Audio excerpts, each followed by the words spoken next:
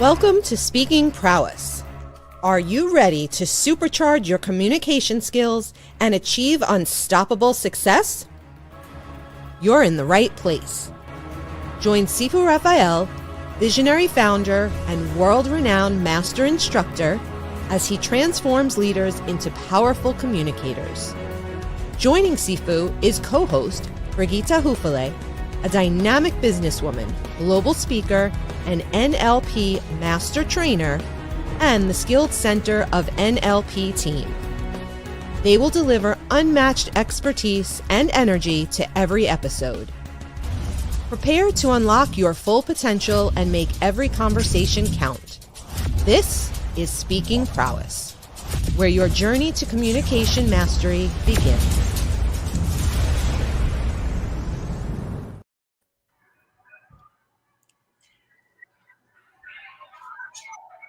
Hey, good morning, or should I say good afternoon if you're in Eastern Standard Time like myself.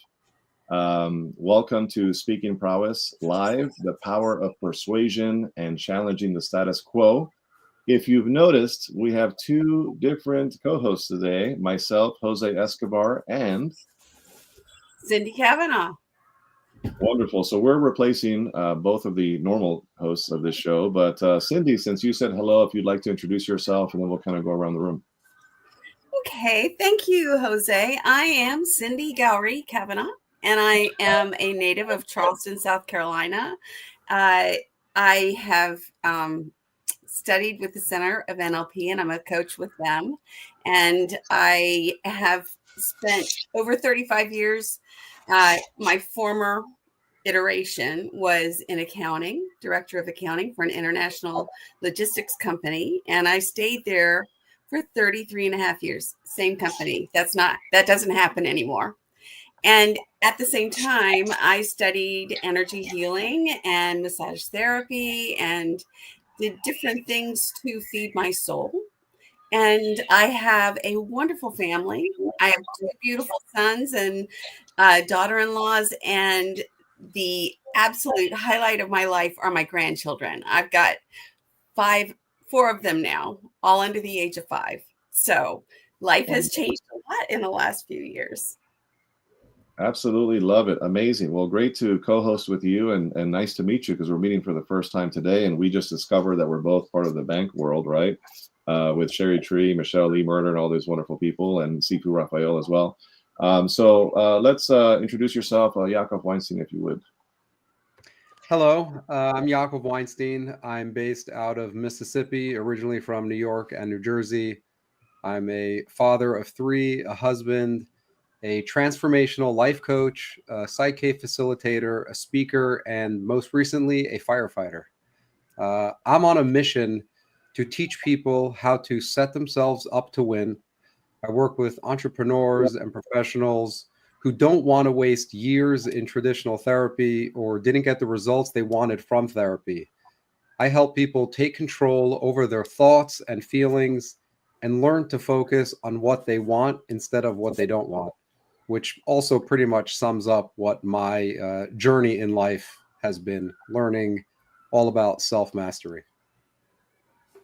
Love it. Thank you. Thank you for sharing that. Great to have you this morning. And Dan Story, let's hear from you. Thanks, Jose. Yeah, really excited to be amongst you awesome people. It's going to be a super exciting show. It's funny. We go around in circles and things come back. So actually, I've been an NLP trainer, 2 times master practitioner for, I'll say 20 years, and we won't ask any questions. Because otherwise we're going to start kind of giving away ages. But I've been teaching NLP and psychology and business for about 20 years. I teach it under the guise of sales. So I teach salespeople, sales leaders, how to use the powerful tools and communication patterns within NLP to make positive changes and convince people to make sensible decisions, hopefully, and educate them to make the right decisions. So I've been doing that for, like I said, a long time. A few years back, I got my master's degree in behavioral science and decision science. So helping to understand how we make decisions and why we make decisions, because the biggest frustration for all salespeople, and kind of reason for the topic of this show, is that most deals are not lost to competition. They're lost to no deal, which is the status quo, is that most people don't make the changes that they need to make in their life. So I've made it kind of my mission to try and figure out, why don't we make the decisions? Why do we just stay in the status quo? And, you know, that's leading me to my third book, which is coming out this year, which is Unstuck, because I think our psychology is actually wired to keep us stuck, reinforce the status quo. And so hopefully using this show and other tools, we're going to be able to help people break out of their status quo and get unstuck. Love it, love it. Welcome, Dan. Great to have you this morning. All of you, Cindy, Yakov, Dan, and of course myself. I'll share a little bit about myself. Jose Escobar, in Washington, D.C., born in Washington, D.C., but raised in Maryland all my life. I am married to my wife, Katie, with 6 wonderful children, ages 17 down to 4 months old. So it's 3 boys, 3 girls, very much a family man. I have a background in martial arts, Brazilian Jiu-Jitsu, Muay Thai kickboxing for many years, more for self-defense purposes and recreation. I enjoy cigars and reading books and coffee and craft beer in my spare non-productive time. And then additionally, career-wise, business-wise, I am a coach, author, and speaker. I have various courses and programs I sell. I'm an 18-time best-selling author, and I'm a professional paid speaker. I travel the country. I speak on stages quite a bit, both in person and virtually. I also have a company called Connected Leaders Academy. We're a networking organization, a community of some of the highest level entrepreneurs around the world. We have over 465 members in 46 states, 25 countries.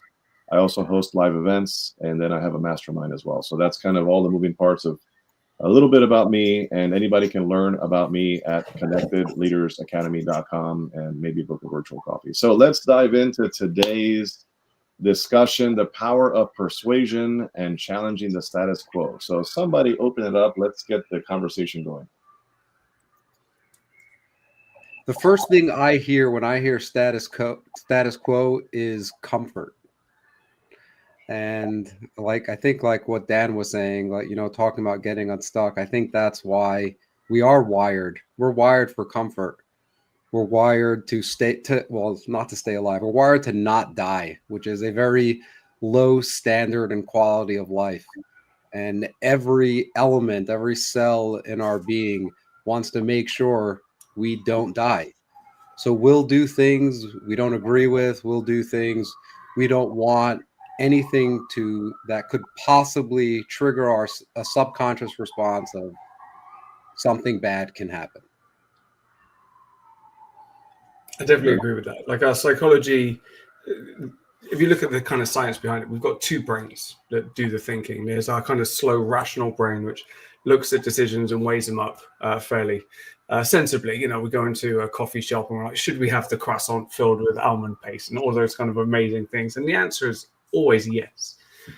But we try and kind of make some sensible decisions and justify things. So, and we'll think about that, right? We'll think about that. But, you know, I think the numbers say we make something crazy like 30,000 decisions a day. I don't even know, the numbers go up and down, and we just don't have that amount of cognitive power. We just don't have the ability to think through all of our decisions. And so there's this other side of our brain, and Jakob, I think this is where you're coming into, that acts a little bit more automatically. It does the same thing over and over again. It uses shortcuts and heuristics and biases to make the same decisions. Like, I didn't think about how to make my coffee earlier because I did it the same way as I did yesterday, because I like it that way. I've never questioned why I like my coffee that way. I just know that I like it. And so I'm going to have that coffee today, same as yesterday, probably same as tomorrow. But there's certain patterns that we get into like that aren't as serving. Like coffee is like you say, minimally invasive. But if we look at the things that we do from a kind of more significant thing, like the job that we turn up to, the relationship attitude that we bring to the table, you know, how we are, you know, Jose, with your 6 kids or however many kids you've got going on there, is how we show up. If we're not a little bit more intentional with that, the way we show up, and we do the same thing every time, then we're going to get, you know, diminishing returns is going to say that the benefits we get out of each of those situations is going to go away. Love it. Cindy, your thoughts? All right. So challenging the status quo, changing things up. What do you guys find is the best way to do that, to benefit our lives? I think one of the things that I've been speaking about a lot with people is, let's not go to the root of the cause yet. Like, let's leave psychology to the side. Let's assume that psychology is broken and it's going to do it. But let's look at the behaviors. What are the actual behaviors that we're trying to do? And, I jokingly say, we go in and have the almond croissant. I don't know why it's always almond croissants. It's just making me hungry. I should stop talking about them. But there's all these things that pull us in that direction that feel good.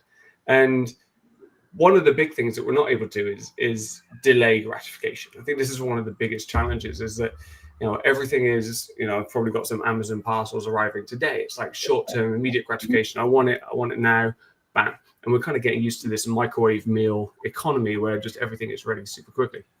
And what oftentimes is, if we think about anything that's valuable or significant in life, is it probably takes a little bit of work. Probably, anything that's good probably takes a little bit of work. My favorite quote is from the greatest salesperson of all time, is Og Mandino. He says, "I've lived as an olive tree. An olive tree is, fully grown in 6 weeks. And now I'd rather be the greatest of olive trees and, in truth, the greatest of salespeople." Is that we've got to, delay some gratification. So yes, do I want that almond croissant now? I think so. But is there something more important on the other side that is going to allow me and encourage me to make a different decision? I think that's where we need to start, is what is that thing that we're aiming for? Like, this is what you want to do now, but what are you actually truly aiming for that's more significant in your life? Yeah, and I think even, sorry, go ahead, Jose. After you, please. I think like if you even pull back just like slightly more, on what you were saying, Dan, it's like, because that autopilot, that autonomic system is so strong and so important, the first thing is to recognize that you are a series of autonomic programming. You are unconscious. So the first thing is just wake up, like get conscious, like I'm doing all the things I've done because that's how I've always done it. So let's stop for a minute. And what do I actually want to do? What do I actually want to feel? And like, just get back into my body for a moment and just take the reins. Yeah, I love that. I love everything that you guys are saying. A lot of great points here so far. In terms of the status quo, since we're kind of hovering around that area, slightly persuasion as well. I just had a conversation earlier today with a friend and client, right? And I've had a similar conversation with a number of folks lately. That seems to be a theme. And I find that people in business and in life, they want to find success very quickly, right? They want to, of course, challenge the status quo. They want to be higher and do more and challenge themselves, right? Because I think we're all designed to be in discomfort, right? Discomfort actually improves us as people, right? It's important to be in a situation to where you feel like your back's against the wall and you got to rise up to a higher standard, right? So that's important in life. But I've been realizing as I'm talking to certain people that a lot of times we feel defeated, right? We feel like the winds are blowing in life and we're like a leaf and we just kind of go where the wind blows us, right? It could be all the way down into a sewer if we're not careful, right? So, or we land in a stream and then wherever the water takes us. So we're just kind of like a leaf, just kind of blowing around, like whatever happens, happens. We have to be firm like an oak tree, right? We have to be firm and have roots grounded and foundationally. We have to be the cinder blocks and cement and brick foundation of a house to where if there is a hurricane or an earthquake, we can withstand it, because life and business is going to life and business is going to do what it does as well. It's not for the faint of heart. It's not easy, right? Life is designed to be challenging. So, and we're designed to challenge ourselves in the process.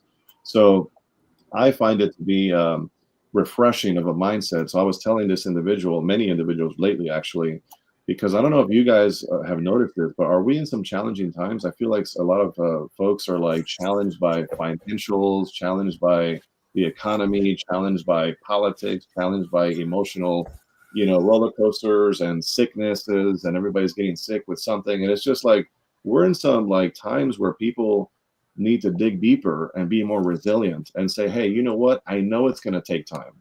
I know my next level is going to require some challenges. I know I'm going to have to dig deeper and be more disciplined and be more focused and be more committed and be more consistent and have that mental toughness and tenacity to keep fighting back.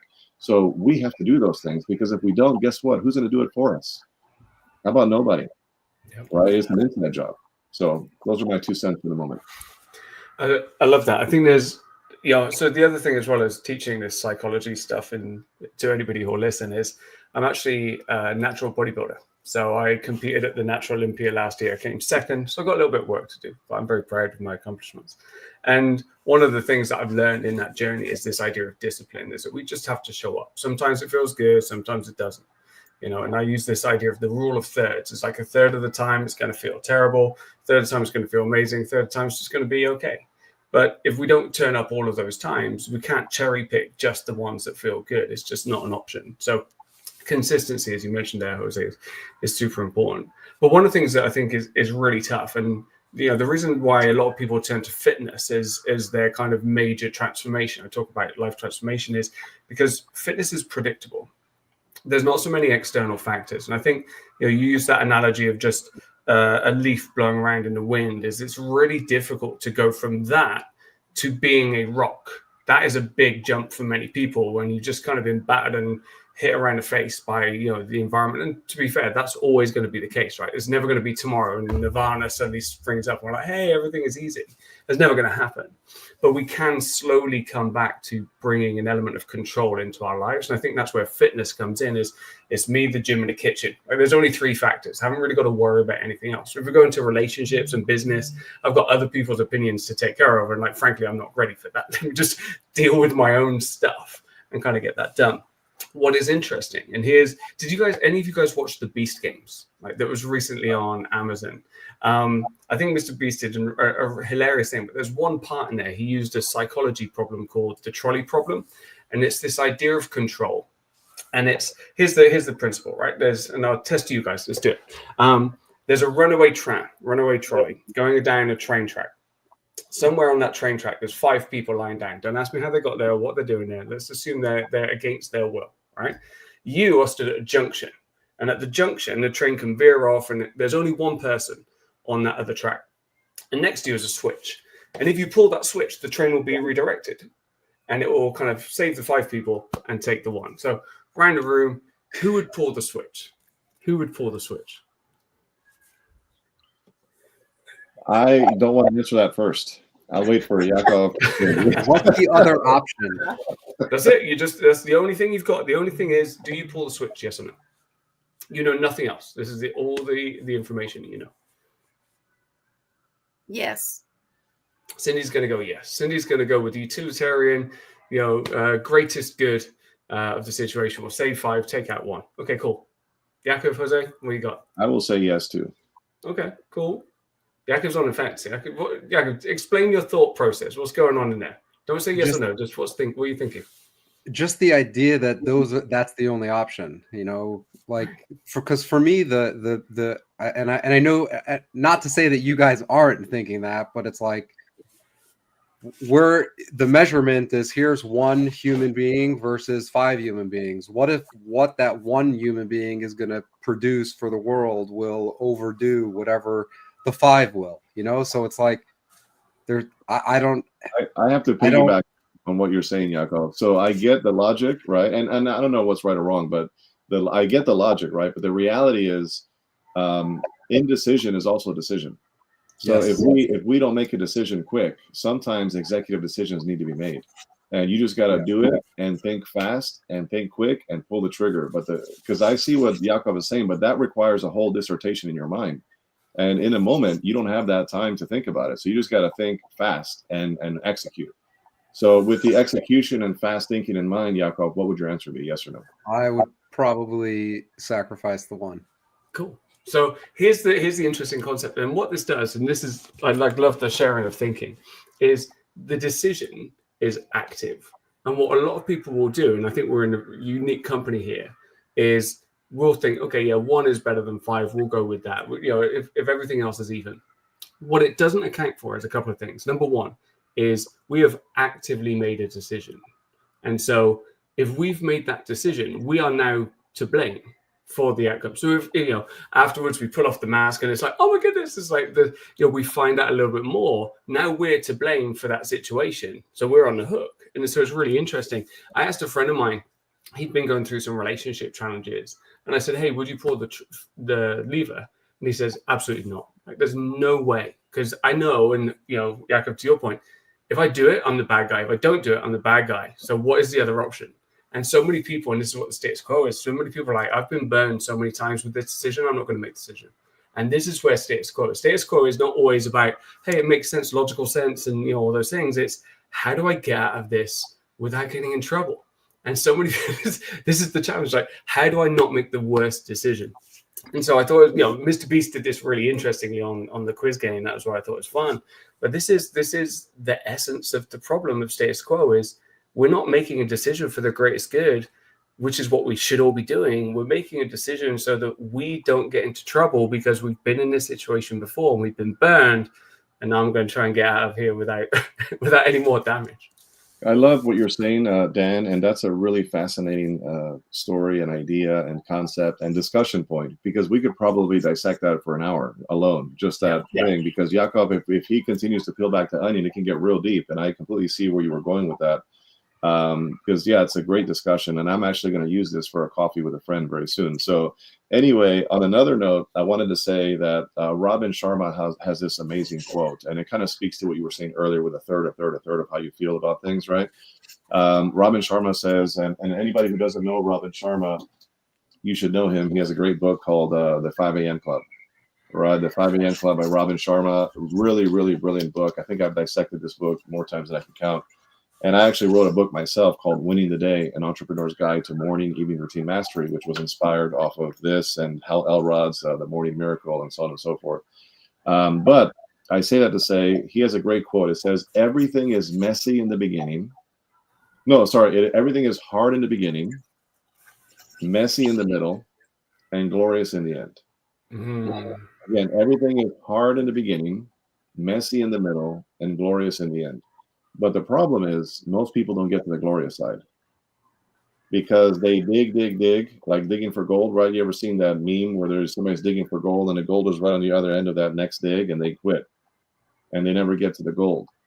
And I think we're in society in general, in humanity, I think we're starting to lack that stickability, that follow through, that commitment. Because in anything, whether it's challenging the status quo or utilizing the power of persuasion, right? Which persuasion is the back end of sales, in my opinion, because we're persuading and we're educating and we're influencing people to make a decision and to do the next thing that we know is best for them, assuming the shoe fits and assuming it's a good product and a service that they need. Obviously, we have to persuade, we have to educate, we have to influence, right? But in this context of what I'm saying, I just think that we're lacking that ability to commit in a lot of ways these days. And if you just commit to the journey, and you commit to the process and you understand that it's going to hurt, it's going to be painful, it's going to be difficult, and that things take time. Anything worthwhile is uphill all the way, right? If you start to feel that plateau or you feel like you're just coasting through things, can I tell you something? It's not growing you. It's not growing you. You're actually starting to see some complacency. And people love to live in complacency. I know from experience, been there, done that, right? And what I found about complacency is that doesn't serve me. And it certainly doesn't serve the people that I serve, right? So if you consider yourself to be a servant leader, and a leader, if you're married, you're a leader. If you're a parent, you're a leader. If you have a job and there's people that look to you in any level, you're a leader. If you're an entrepreneur, you're a leader. I can keep going, right? So as leaders, and specifically servant leaders, we have to have that ability to say, I got to have that characteristic of seeing things through. And commitment is commitment. Deciding is deciding, but we can change at any second what we decide. We have to be committed. And that, I think, is the catalyst that will really help us expand upon challenging the status quo and the power of persuasion. But let's hear from you, Cindy. What are your thoughts on everything you've heard so far? Thank you, Jose. Fascinating stuff, all of this. And when you were talking, I remembered a quote from a coaster that I've got called "Life begins at the end of your comfort zone." So when we're, like you said, complacent and in that comfort zone and everything's going along smooth and we think things are great for that place, there's that little voice that comes in that challenges us to do more, to be better, to grow. And looking at the power of persuasion, I'm curious as to how you guys view that?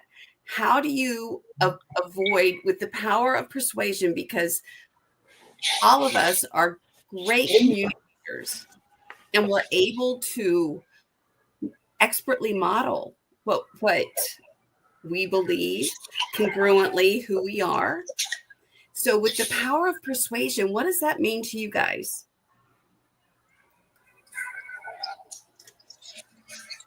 Go on, Jakob. I can see it's I don't want to jump in yet, but so for me, and I mean, this is what I talk to my clients about. This was my own journey. The first person that needed to be persuaded was me. And everything that we're talking about, and I think the reason why we struggle, like I knew growing up, I was told you have to learn discipline, you have to be committed, blah, blah, blah. But knowing it didn't make it any easier for me to follow through it. And I think what was missing was trust and self-love.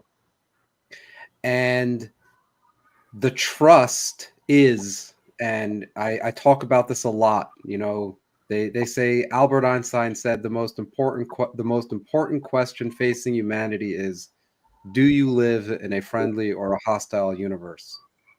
And as long as you believe everyone is out to get you, the other shoe is going to drop at any moment, and you don't have trust. You can't trust anything.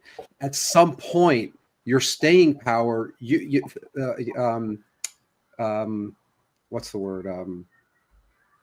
Self-will has its limitations, you know? So at some point, if you're just operating on self-will, you're going to give up. Because if you don't have enough feedback telling you you're on the right track, you're on the right track. And I know for me, and you guys can probably agree as well, the conversation inside is generally not very supportive unless you've done a significant amount of work on that. So not only are you not getting the results quickly, you have the conversation in your head and you see everyone else who has what you want already. And it's like, why even bother? It's never going to work out anyways. So if I don't first get to a place of, I live in a loving universe, everything is happening for me, for my growth and development. So now I'm in a place of trust. And if I can believe that, and I can, well, if everything's happening for me, that must say something about me. That means I'm worth something. I'm lovable. Well, okay, great. So then can I love myself enough to actually follow through on what I say is important to me and matters to me? Yeah, well said, Dan. So I've been in sales and persuasion for long enough to be tainted. So I'm going to try and come at this from two sides. You know, as a coach, my job is not to persuade. But no, it's not to persuade. It's not to have an agenda. It's different. I still have to persuade, but it's not to have an agenda. So I don't have an outcome that I'm particularly interested in, but I want an outcome. Same for sales, in that, you know, I want a decision to be made, but in these instances, I have an agenda. And I think the biggest thing from a persuasion perspective is just getting people to make a decision. You know, a decision is important, and regardless of whether that's a yes or no, like if I'm selling someone, do you want to buy something? Yes or no? I shouldn't be attached. What I should not allow is a maybe. A maybe does nobody any good. As a salesperson, I'm like, am I going to buy? Like, am I going to hit my target this month? Can I spend that commission? Can I do all of those things? You know, I go to my boss. I'm like, hey, maybe they're going to come in. They're going to hit me because, you know, I'm just not going to be able to forecast that from a sales perspective. Maybes are no good. From a coaching perspective, is we can't leave people in indecision. Indecision just drags on. This is this whole status quo thing. So let's, you know, how do we have a situation where they make a decision to move forwards, right? And whatever that move forwards is, whatever that small step is. Now, again, if we think about status quo is effectively what stands between us and that decision. So let's think about what some of those elements are that people are kind of hesitant, and, you know, they come up as objections. If we think about sales, it's like, I'm not sure if it's going to work for me. I lack that certainty. I lack that belief. It might work for everybody else. Give me all those case studies. We can use kind of social proof and things to make it seem a little bit more believable. But I have that element of self-doubt. And that's kind of, Jakob, to your point, is it going to work? Like, can I trust myself to follow through? Do I think that it's important enough? Have I got a dream that's big enough? And the reason the dream needs to be big enough is because we're not selling the dream. We're selling the dream minus the amount of work that it needs to get there. And this is a big thing, right? Is if I'm in this situation and I want to go over here, like if you can save me $1, okay, great, I'll do it. But you want me to bend down to pick up that $1? That bending down effort is not worth $1 of my time. It's absolutely crazy. But if we extrapolate that, how hard is it to kind of go out and find a new relationship? Well, that sounds like a great idea. I should end this relationship and go and find a new relationship. But I have to go through the dating scene. I have to go through that pain of separation. I have to be single. I have to do all of these things. And all of a sudden, if we don't factor that work in, that dream may not be important enough to overcome all of those elements of work. So we have to make it easy for people to make these decisions by removing certain of those barriers.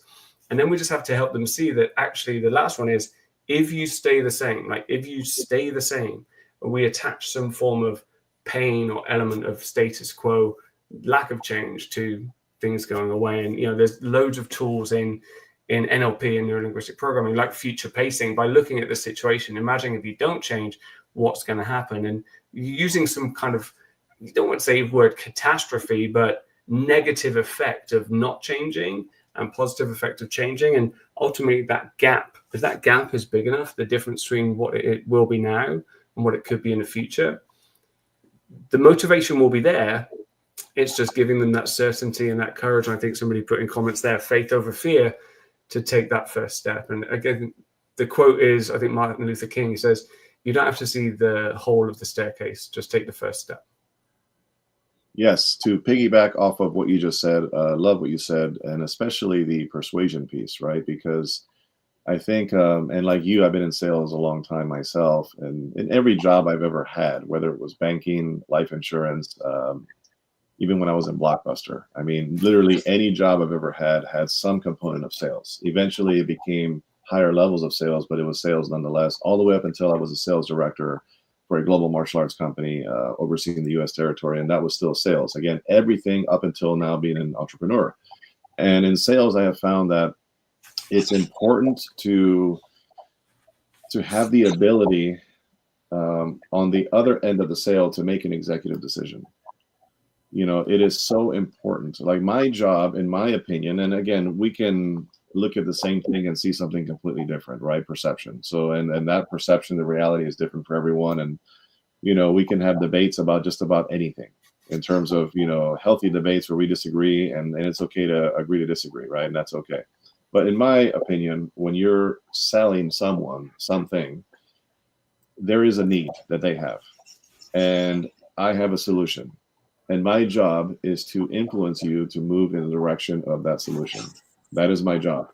Now, in some cases, that might involve a little bit of persuasion, right? I don't see persuasion as a negative thing. The negative side of that is manipulation, right? Where you manipulate people to do something that may not be in their best interest. That is not what I'm talking about. I'm talking about influencing and leading people to the water, but they have to want to drink.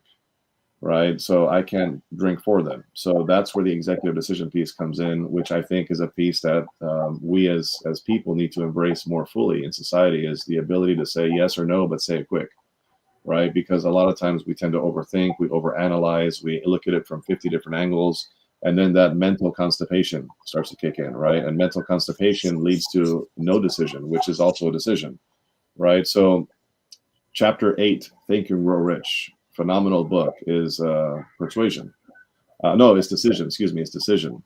And decision, in that book, it says the more you learn to make executive decisions, the better you get at making executive decisions. And then very seldomly do you look back and say, I made a poor decision.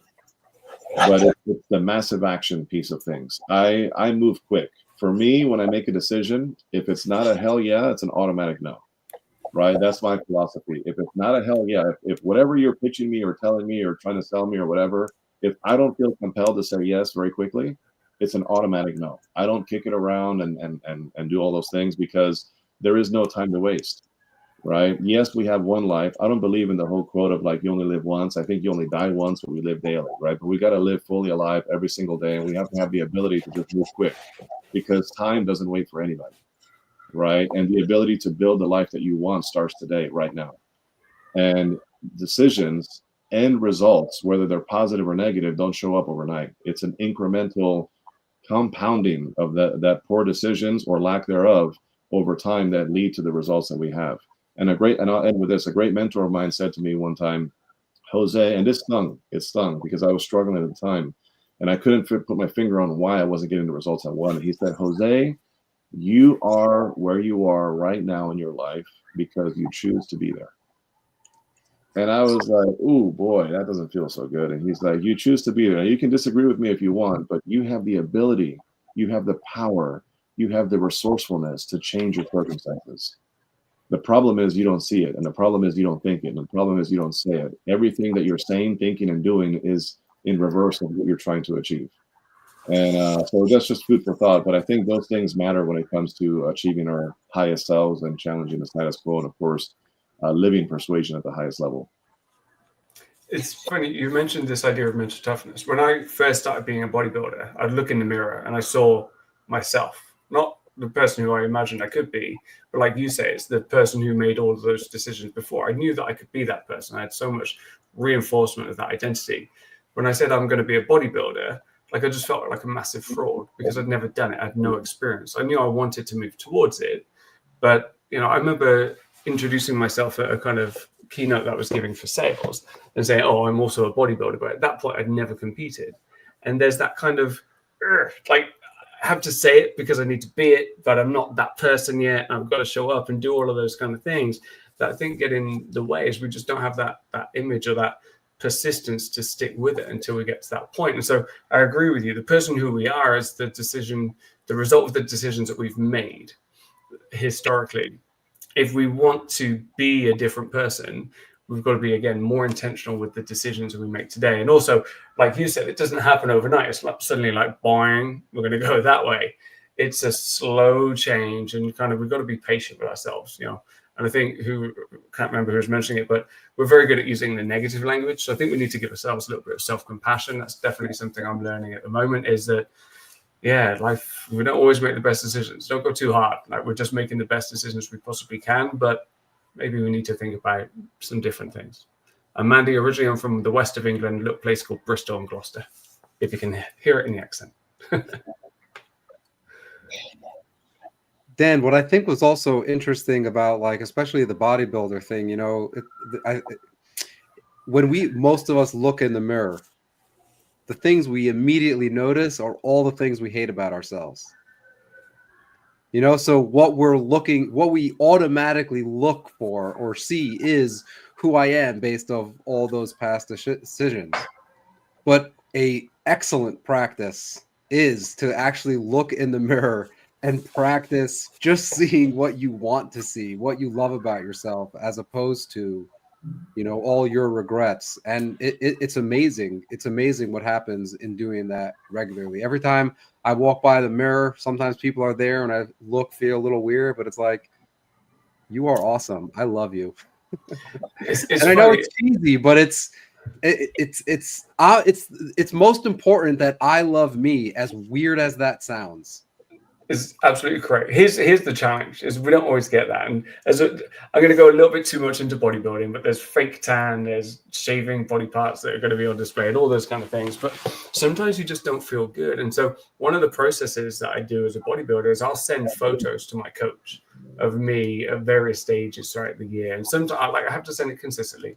Sometimes I look at it and I'll be like, oh, I feel terrible. I'm not this, I'm not that. And I'm complaining and moaning to him on WhatsApp. And then he looks at the photo and goes, no, actually, you're right. I'm like, what? I'm on track. And we have filters that we see the world through. Like, we talk about this in NLP all the time. And some of those, and Jakob, to your point, is if we can program them to say, I look at myself and I like myself and I appreciate myself and all those kind of things, that's amazing. And then we can make decisions from that frame. That's amazing. But so many of us, as you were saying earlier, is we don't have that. I think 70% of our thoughts daily are negative. And so we look at the mirror and we're like, why did you do that? Why did you eat that almond croissant? 2 of them earlier. I'll go back to the almond croissants. It's that kind of thing. We just got to get ourselves down. And so actually having objective points that we can look at is super important, like metrics that we can kind of attach ourselves to, that we can then focus on, say, actually, you know what, I'm improving in that area. Me versus yesterday is that kind of concept. So find something that is a little bit more objective, less subjective, that we can say, right, I'm moving that needle and I can feel good about that. And that will see the status quo changing over time. I love it. Let's go around the room with our final thoughts. We have our final 4 minutes or so. So we'll kind of start off with Cindy. Let's hear your final thoughts as a collective of everything we've talked about. I know there's a lot of great golden nuggets we all share today, but let's hear what you'd like to share with us before we wrap up. Well, I love the power of choice. We get to choose our thoughts. We get to choose what we're going to do when we wake up in the morning, and how we wake up in the morning, what we do, our routines, our rituals that we perform that bring us to a place where we can be the best that we can be. And for me, that is the most important thing, is being the best we can be in each moment. Understanding, like the 4 agreements say, be impeccable with your word, don't make assumptions, don't take anything personally, and do your best. And when we can do our best in any moment based on where we're at, then we can't help but benefit the world. And for me, that is the key. I love that. And Cindy, before we give it to everyone else here on the platform, how do people get a hold of you if anyone's interested in connecting with you, Cindy? You can reach me on LinkedIn. It's Cindy Gauri Kavanagh. Kavanagh is a good Irish name, although I'm not really Irish at all. So I just married into it so I could have the last name. And I'm married to the wonderful Joe Kavanagh. And we actually spent 2 months in Ireland this year and talk about challenging the status quo and what you're comfortable with, working outside the comfort zone. When you spend that much time away from home, away from your comfort zone, there's so much growth involved, and I can't recommend it. Love it. Thank you, Cindy. Yakov, final thoughts. I think, a lot of the struggles that we tend to deal with in life are just simply from like a lack of knowledge of how to operate our skin bag. And, like I was thinking about it earlier, and I used to say as a joke when I was younger, it's like, I think we throw out the manual with the placenta, and maybe that's why other animals eat the placenta. There's his name just fell out of my head, but the Biology of Belief, the author of Biology of Belief, he talks about how much information is stored in the cell. I don't know, maybe there's information stored in there. I'm not saying eat the placenta. But the more we learn about how to actually operate, our mind, our body, we actually do have control over our thoughts and feelings, no matter how out of control and automatic they seem. There's 2 things that I like to use on a regular basis, personally and with my clients. There's something called the heart breath, as a way to just completely shut down all the feedback and distraction that's coming, and just to like get back to neutrality, so you can actually make a unpressured decision, as well as writing down every time something happens that wasn't going to work out and just somehow magically it did. Because the more we have facts to look at, not just we remember them, the more we can prove to ourselves things are actually happening for us, things are actually working out, the easier it is to trust, the easier it is to make decisions that are not based out of fear. And It's interesting when we're operating under stress, when we're operating under fear, there's less blood that goes to the part of our brain that we need to make decisions. So the more we can be in a state of just neutrality or happiness or joy, the more capable we are of having the lives that we want and that we're capable of. Thank you for sharing that. How do people get a hold of you if they want to connect with you, Jaco? I actually just on the bottom of the screen is a link to my calendar. It's really important to me that I just want people to know that you have a lot more tools at your disposal than you originally thought. And I'm offering a free Psych-K session to anyone that is interested in having more autonomy over their life. Thank you, Yakov. Great thoughts today. Cindy as well. Greatly appreciate both of you. And Dan, your final thoughts. Yeah, so I think the biggest one from today is about decisions and how we need to be a bit more intentional. There's I'm writing this book Unstuck. There's 7 different factors of psychological factors that pull us off track. Like 7 different, and I could have written 100, but at least 7 different psychological factors that are designed to reinforce and build the status quo. And I think the first one is awareness of that. So our psychology it's not broken, it's just badly designed to kind of cope with today's world. So if we find we're getting unstuck, if we find the status quo is getting in our way, then have a look at your decisions and try and be a little bit more intentional with making better decisions. If you want to get in touch, then again, website's at the bottom of the screen there, danstory.com, or go and check me out on Amazon. So 2 books that would be of interest. The old one, actually just over 10 years ago now, is Neurolinguistic Programming for Salespeople, or Next Level Persuasion, as a kind of little play on words there. So check that out. How do you use all of the tools from NLP to be better persuaded? And then the other one is Personal Transformation Blueprint, which looks at how do we get past status quo? How do we make significant lasting change in our life by looking at the resistance that status quo applies, by applying mental toughness, and by working for it smartly and intently until kind of those results show up. So yeah, those are 2 best ways to get in touch. Love it. Thank you so much, Dan. Good stuff today. Learned a bit from all of you today, which is always fun. I always love learning something new, right? I think we all are lifelong learners here on this panel. Really quickly, in 30 seconds for myself, I would love to connect with anybody who's an entrepreneur out there, who's creating impact in the world, and you want to be a part of a community and look into how we can maybe create some win-win opportunities. Just check out my website, connectedleadersacademy.com. And it's actually scrolling now on the bottom. And in terms of my final thought, I'm just going to leave you with one final thought. There's an amazing quote, and that quote is, "Commitment to continuity establishes emotional stability." I'll say it one more time. Commitment to continuity establishes emotional stability.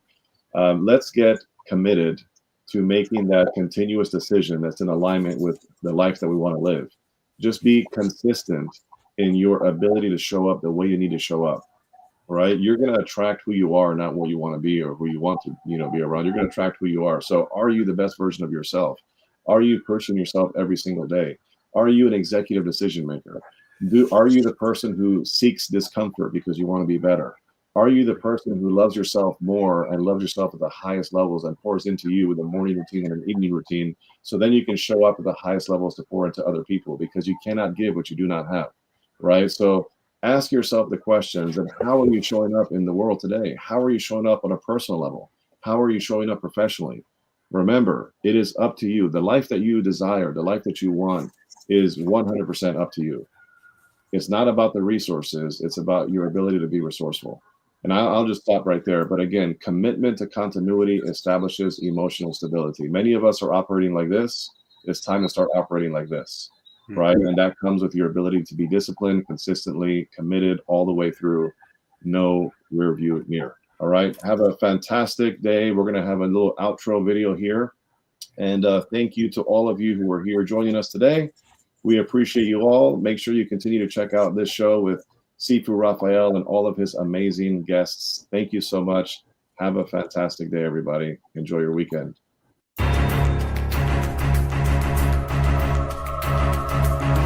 This is Speaking Prowess.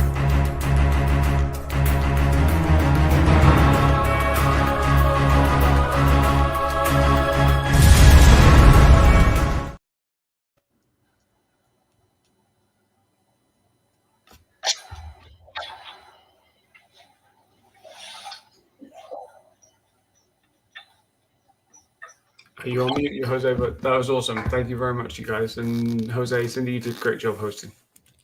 Thank you Thank so you, folks. Have a great day. Nice to see you all. Nice to meet you. Likewise, and you too, Jakob.